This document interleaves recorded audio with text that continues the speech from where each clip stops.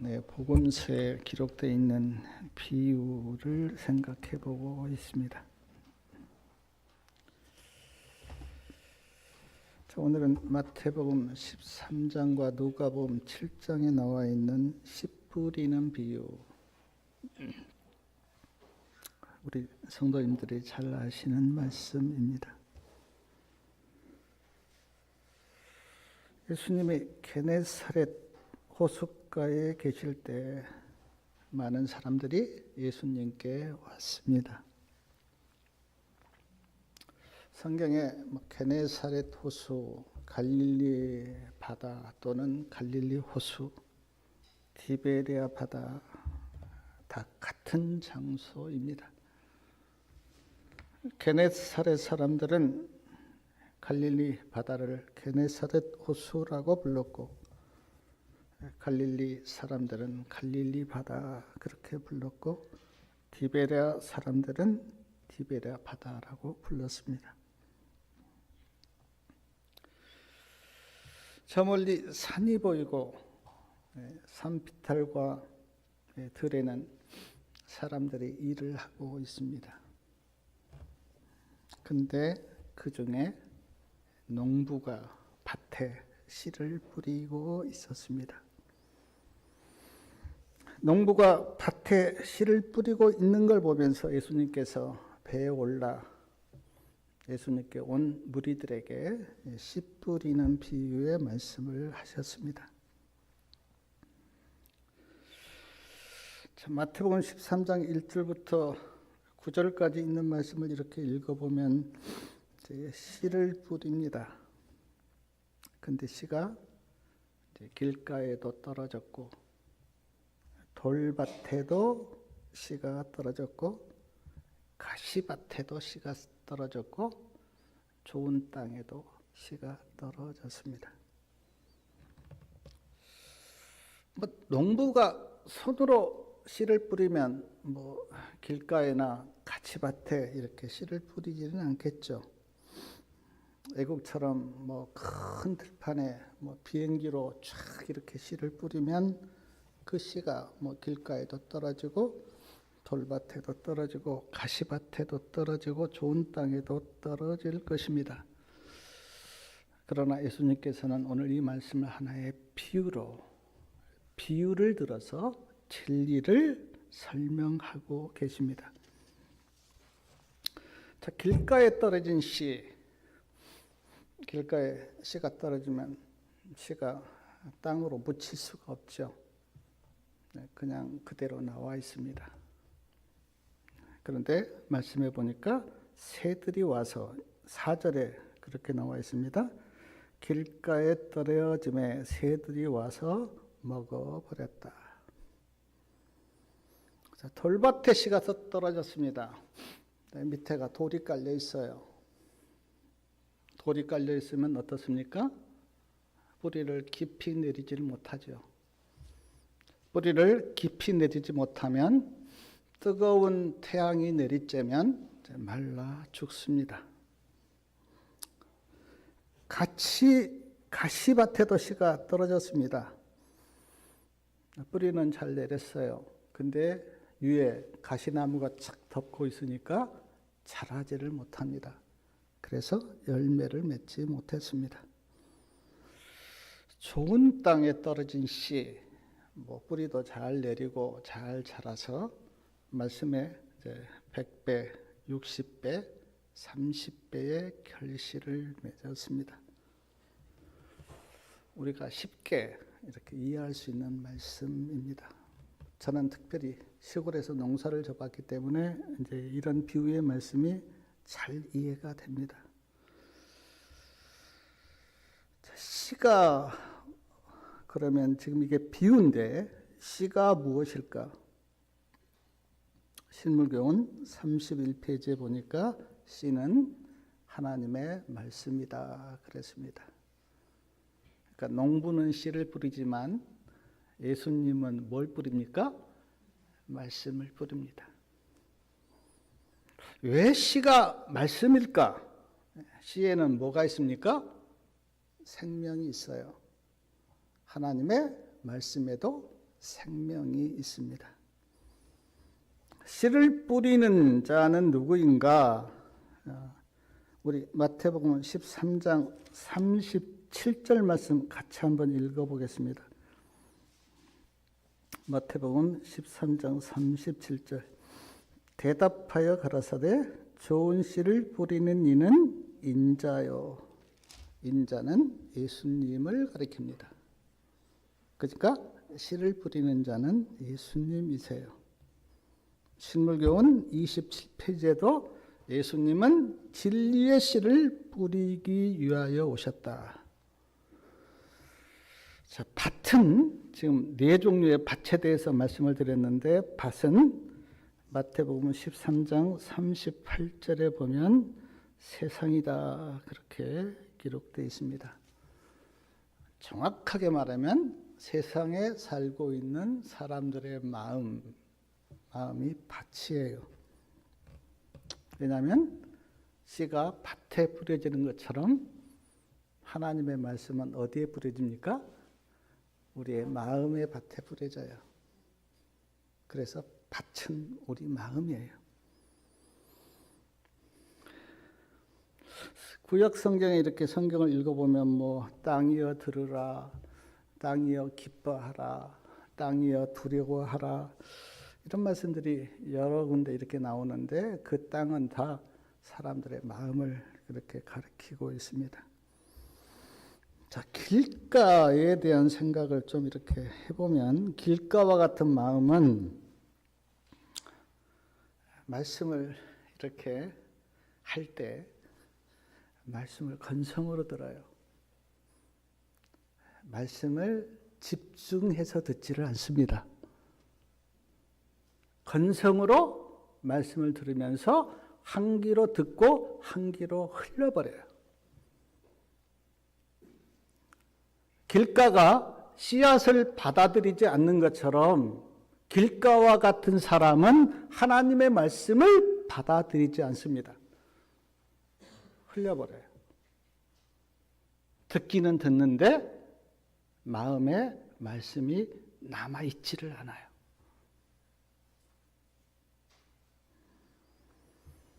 사랑하는 여러분, 들은 말씀을 다 기억할 수는 없죠.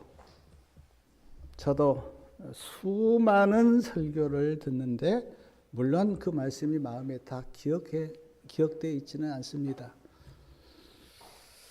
다는 기억하지 못한다 하더라도 중요한 한두 말씀은 기억하셔야 합니다.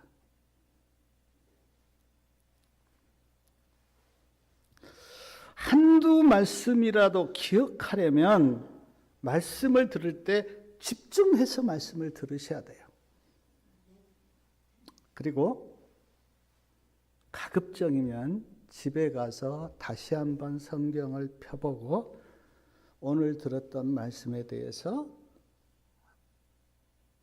복습을 하셔야 됩니다. 그리고 중요한 말씀이 있다면 그 말씀을 노트에 기록하고 시간이 날 때마다 그 말씀을 보셔야 합니다. 그래야 말씀이 한두 말씀이라도 기억에 남아요. 그렇지 않고는 말씀을 다 잊어버립니다. 길가와 같은 사람은 말씀을 듣기는 듣는데 전혀 말씀이 마음에 남아있지를 않아요. 오늘 그 마태복음 13장 4절에 보니까 길가에 떨어짐에 뭐가 와서 먹어버렸다 그랬습니까? 새들이 와서 먹어버렸다. 근데 이 새가 누구인가? 13장 19절에 보니까 악한 마귀다, 그렇게 성경에서 해석하고 있습니다. 그러니까 말씀을 줬어요. 말씀을 받아들이지 않고 있는 그 말씀을 누가 가져가 버리냐면 마귀가 가져가 버린다는 거예요. 마귀가 말씀이 좋아서 가져간 게 아니고 말씀을 받지 못하게 하려고 말씀을 가져가 버린다는 거예요. 사랑하는 여러분, 집회를 하거나 예배를 드릴 때 우리가 지금 다 모여 있는데 이 자리에도 누가 와 있다는 거예요? 마귀가 와 있다는 거예요. 그리고 말씀을 하는데 그 말씀을 받아들이지 않는 그 말씀을 마귀가 가져가 버린다는 거예요. 좀 마음이 섬뜩하지 않습니까? 지금 옆에 다 마귀가 앉아 있어서 그 말씀을 마귀가 가져가 버린다는 건데. 그러므로 사랑하는 여러분, 말씀을 들을 때 집중해서 말씀을 들으셔야 돼요. 말씀을 한 말씀이라도 내가 붙들어야지라는 마음으로 말씀을 들으셔야 돼요. 그래야 마귀에게 말씀을 빼앗기지 않습니다. 돌박 같은 마음, 말씀을 들을 때는 아멘으로 말씀을 받아요. 아까 길가는 말씀 자체를 안 듣는데 이 돌박 같은 마음은 말씀을 들을 때는 아멘하고 말씀을 잘 듣습니다. 근데 뿌리를 내리지는 못해요. 돌이 쫙 깔려있기 때문에 뿌리를 못 내려요. 뿌리를 못 내리다 보니까 이제 그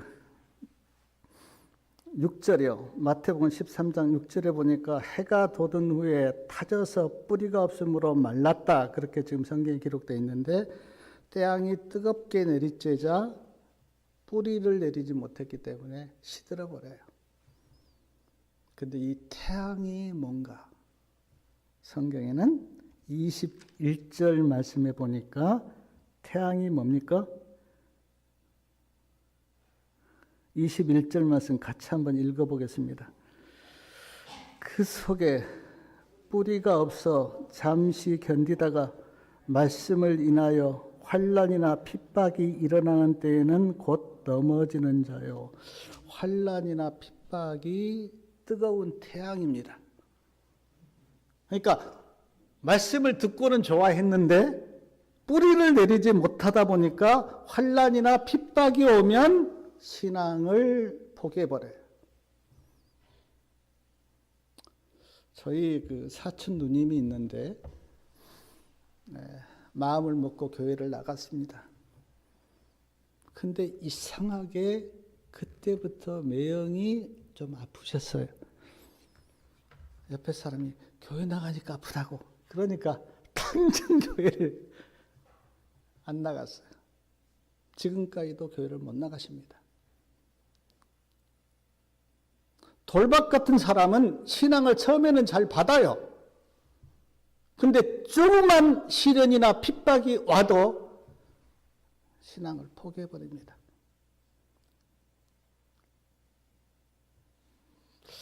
사랑하는 여러분, 세상 사람들은 어려움을 당하면 뭐 낙심하고 원망하고 누구 탓이라고 그렇게 말하죠. 그런 사람 저도 많이 봤습니다. 낙심하고 속된 말로 코가 석자 하나 빠지고 그리고 막 누구 때문이라고 원망하고. 근데 예수님을 믿는 사람은 어려움을 당할 때 어떻게 합니까?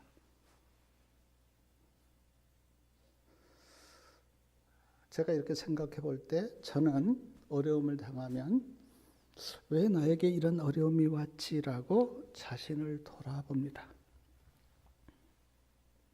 왜 나에게 이런 어려움이 왔지라고 생각하고 자신을 깊이 살펴봐요. 혹시 내가 잘못한 것은 없는가? 내가 실수한 것은 없는가라고 자신을 돌아봐요. 그리고 하나님의 뜻이 무엇인지 그 어려움 가운데서 하나님의 뜻을 찾습니다.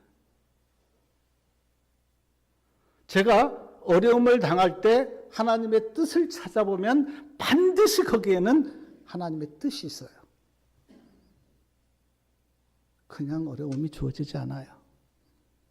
그 속에서 느끼는 게 있고 하나님의 뜻이 찾아져요. 그리고 예수님께 기도하죠. 예수님, 나를 도와주십시오. 라고 예수님께 기도합니다.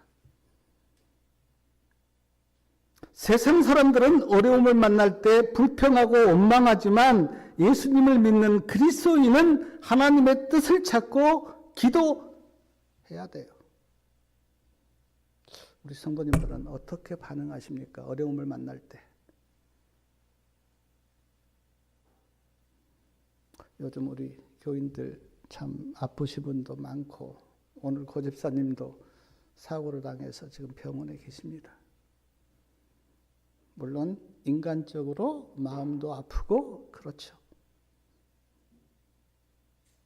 그러나 그 어려운 가운데서 우리가 대할 태도는 원망이나 불평이 아니라 하나님의 뜻이 무엇인가? 내가 이 상황에서 어떻게 주님을 붙들 것인가를 생각해 보셔야 돼요.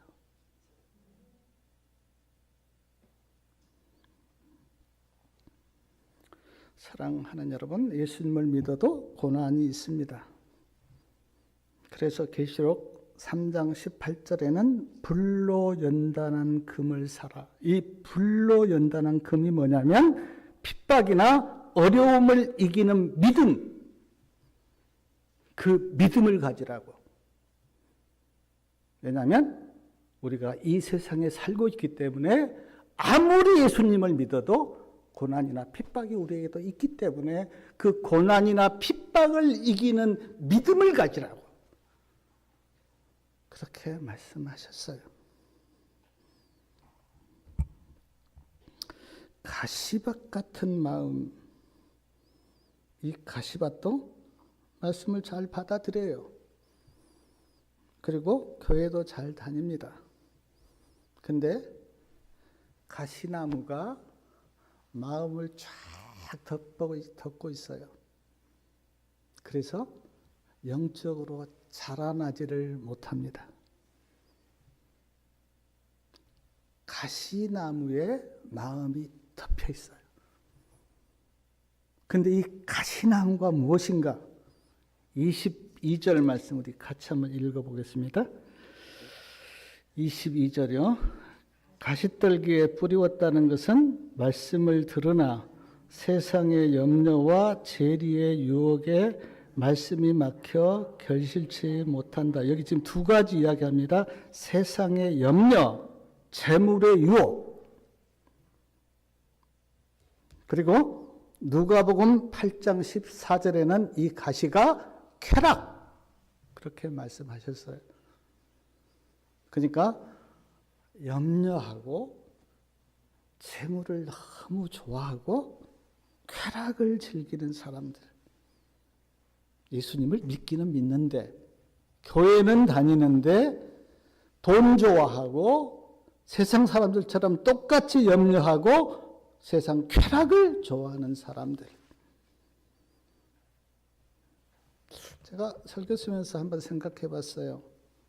교회는 다니는데 우리의 삶이 예수님을 안 믿는 세상 사람들과 똑같으면 예수님은 그런 사람들을 어떻게 보실까? 성경에 너는 내 백성이 아니다라는 말씀이 있어요. 나는 너를 모른다라는 말씀도 있습니다. 많은 사람들이 착각합니다.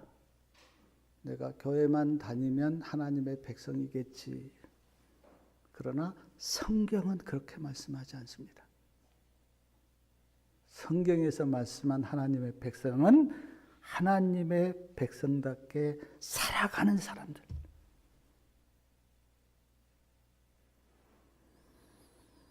가시가 세상 염려와 물질의 유혹과 쾌락이라고 말씀을 하셨는데 세상 염려에 대해서 한번 생각해 보십시오.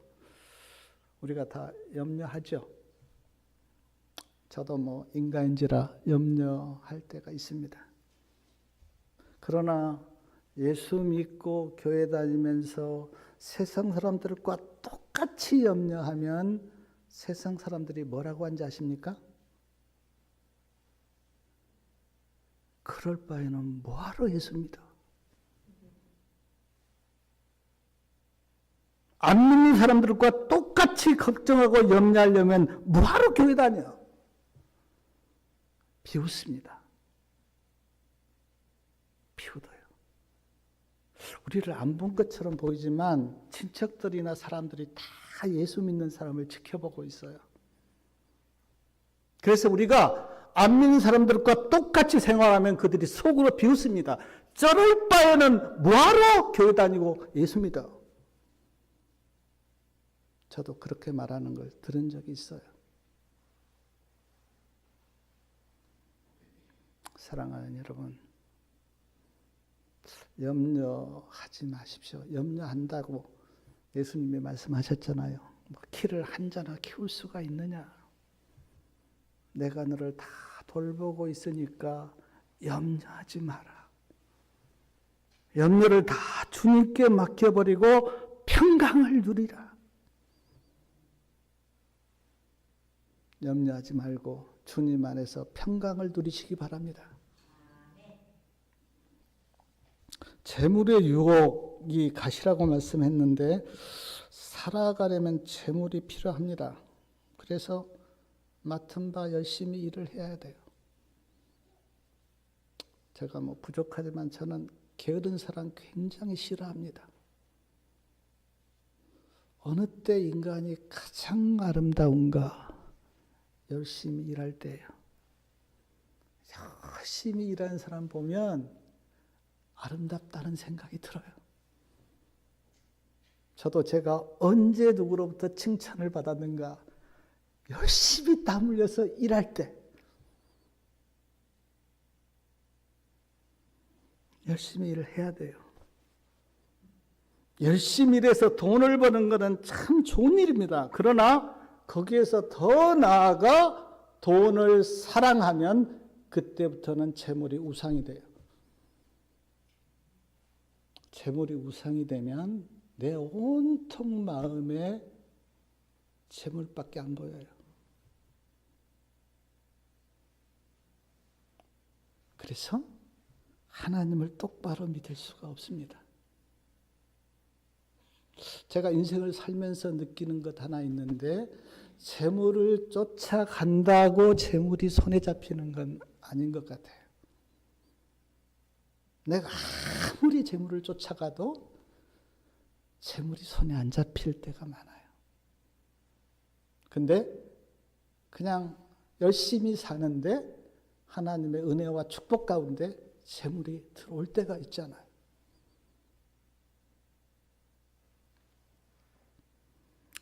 성경에 보니까 가룟 유다, 물론 잘 아십니다. 돈을 너무 좋아해서 예수님을 은 30에 팔았어요. 그 대제사장 찾아가서 내가 예수님을 팔 테니까 돈은 얼마 주겠느냐. 부자 법관, 재물 때문에 예수님의 제자가 되지 못했어요. 재물이 아까워서요. 발람, 재물의 눈이 어두워 하나님이 원하시지 않는 길을 갔어요. 선지자였는데 재물의 눈이 어두워서요. 그러므로 사랑하는 여러분, 재물을 사랑하거나 재물의 우상이 되면 믿음의 길을 갈 수가 없습니다. 서서히 예수님을 떠나요. 그리고 형식적인 그리스도인이 될 수밖에 없어요. 그래서 이 가시를 조심하셔야 돼요. 또한 가시가 쾌락이라 그렇게 말씀을 하고 있는데 쾌락 너무 좋아하면 어떻습니까?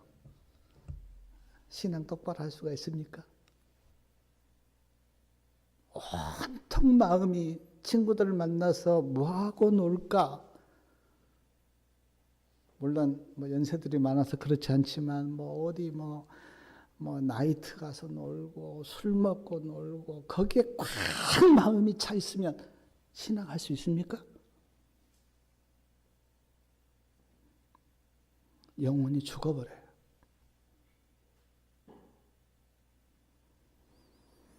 믿음의 길과 세상 쾌락의 길을 동시에 갈 수는 없습니다. 한 길을 포기하셔야 돼요. 불가능해요.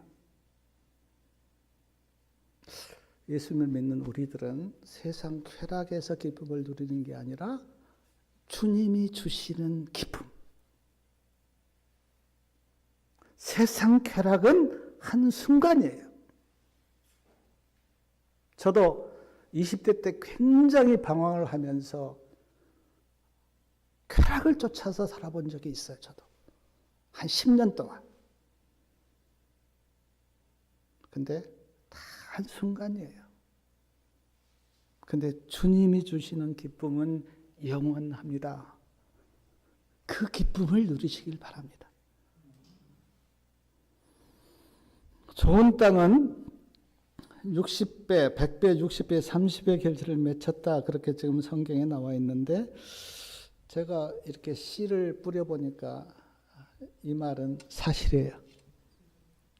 옥수수 하나를 심었어요.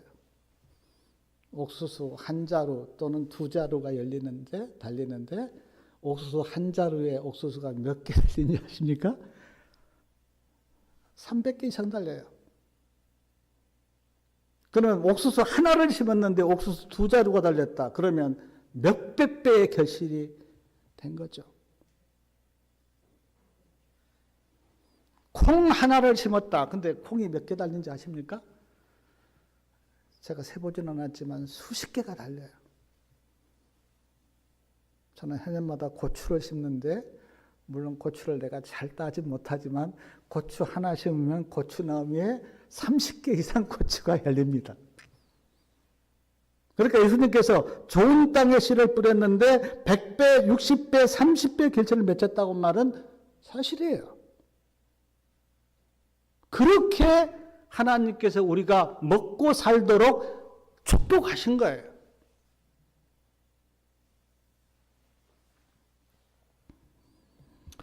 제가 옛날 TV에서 그때 참 놀랐는데요. 포도나무를 하나를 심었어요. 근데 그 포도나무를 이제 사방팔방으로 가지가 쫙 뻗어가게 키웠어요. 그러니까 얼마나 걸음을 많이 했는지는 제가 모르겠는데 한 200평 정도 되는 땅에 포도나무 하나가요.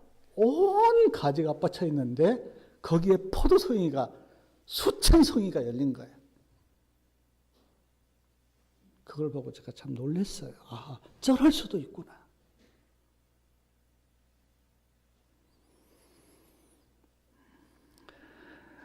근데 이 좋은 땅이 어떤 마음인가 우리 한번 누가복음 한 말씀만 좀 찾아서 읽어보겠습니다.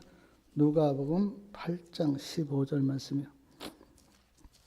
물론 마태복음에도 있는데 누가복음 8장 15절 말씀이요.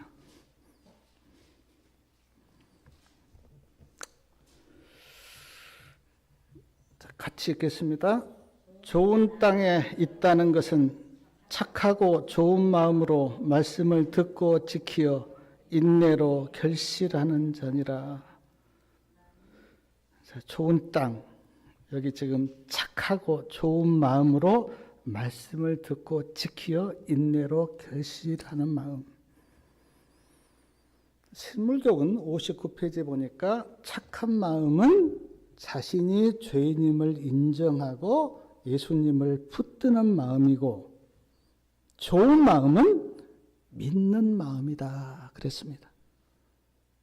그러니까 나는 죄인입니다 라고 생각하고 예수님을 탁 붙드는 마음이 착한 마음이래요. 그리고 좋은 마음은 주님을 전적으로 믿는 마음이래요. 이러면 믿음의 열매가 열리죠. 주님을 붙들고 그 주님을 꽉 이렇게 믿으면 열매가 열리죠. 사랑하는 여러분, 제가 그 씨 뿌리는 비유를 이렇게 묵상하면서 깨달았던 게 뭐냐면, 길가와 돌밭과 가시밭과 좋은 땅이 정해져 있는 게 아니라는 거예요. 말씀을 내가 어떻게 믿고 받아들이느냐에 따라서 길가도 되고 또 가시밭도 되고 돌밭도 되고 좋은 땅이 되기도 한다는 겁니다. 예를 들어 말씀을 받아들이지 않아요. 뭡니까? 길가죠. 핍박이나 어려움 때문에 말씀을 받기는 했는데 믿음에서 떠나버려요. 돌밭이죠. 예수님을 믿으면서도 염려하고 돈 좋아하고 쾌락 좋아해요. 가시밭이죠. 말씀을 믿음으로 받고 지켜서 결실을 맺죠. 좋은 땅입니다.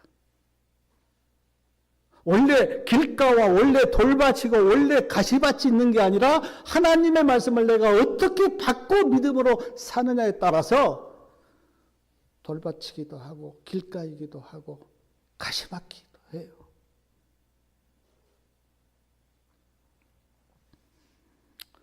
사랑하는 여러분, 그렇다면 어떻게 좋은 땅이 될 수가 있는가? 수양하면 좋은 땅이 됩니까? 조용한 데서 수양하고 있으면 마음이 참 좋은 땅이 됩니까? 아닌 것 같아요. 스님들 수양에도 많이 싸웁니다. 목사들 기도원에 가서 기도하고 싸워요.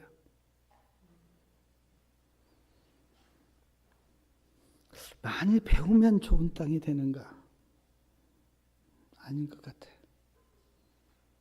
대학 교수들도 살인하고 가정을 깨고 나쁜 짓 하는 것 봤습니다. 나이가 들면 저절로 좋은 땅이 되는가? 제가 보니까 연세가 들면 들수록 마음이 더 완고해진 사람들이 많습니다. 이해심이 더 없어요. 연세가 들면. 더 뭔가 자기 어떤 것을 꽉 잡으려고 그래요. 어떻게 좋은 땅이 될까?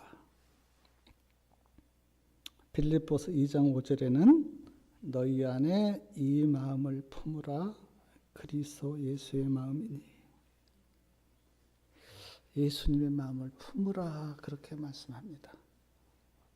예수님은 하나님의 말씀을 전적으로 믿었어요. 그리고 33년 사시면서 열매를 많이 맺혔습니다. 예수님은.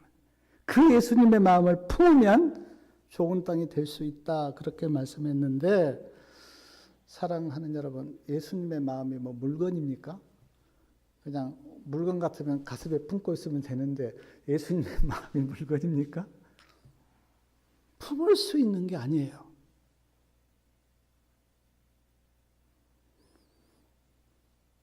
예수님의 마음이 눈에 보이지도 않아요. 눈에 보이면 가져와서 내가 가지고 있으면 되는데 예수님의 마음이 눈에 보이지도 않아요. 그런데 어떻게 품습니까? 지금 예수 마음을 품으라 그렇게 말씀하셨는데 어떻게 예수님의 마음을 품을 수가 있어요? 제가 지금까지 신앙하면서 느끼는 것은 예수님의 마음은 예수님의 인격이에요. 예수님의 인격. 근데 예수님의 인격을 내가 가지려면 예수님의 인격적인 관계 속에서 예수님과 깊은 교제를 나누셔야 돼요. 그래야 예수 마음이 품어져요. 아무리 예수 마음을 품으라 그렇게 해도 예수님과 인격적인 관계와 교제가 없으면 안 품어집니다. 그러니까 예수님의 마음을 가지려면 예수님과 인격적인 관계를 맺고 날마다 주님과 인격적인 교제와 사귐이 있어야 돼요. 그래야 자연스럽게 예수 마음이 내 안에 들어와요. 그렇지 않고는 예수 마음을 품을 수 있는 길이 없습니다. 예수님이 어떤 마음을 가지고 사셨고 어떻게 마음을 쓰셨는가를 예수님의 인격적인 관계 속에서 내가 느끼고 배워갈 때 내 안에 예수 마음이 품어져요.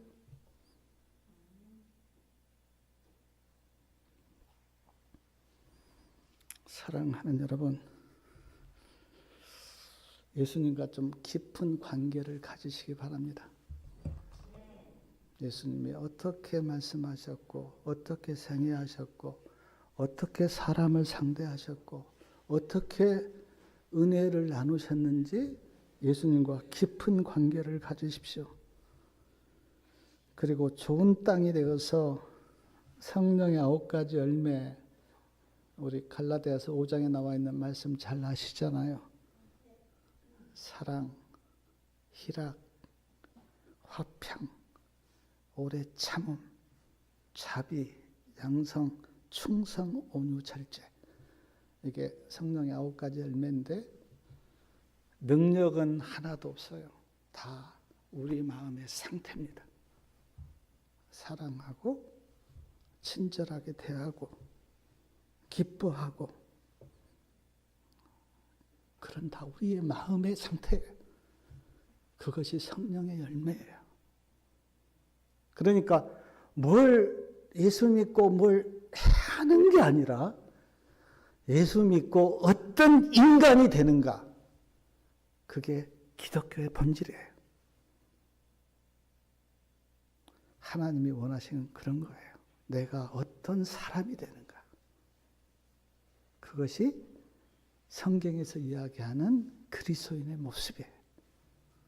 아무리 능력이 많고 유대하고 설교를 잘하고 뭐 병자를 다 고친다 해도 그 사람의 그 심성 자체가 주님의 품성이 아니면 하나님은 인정하지 않습니다.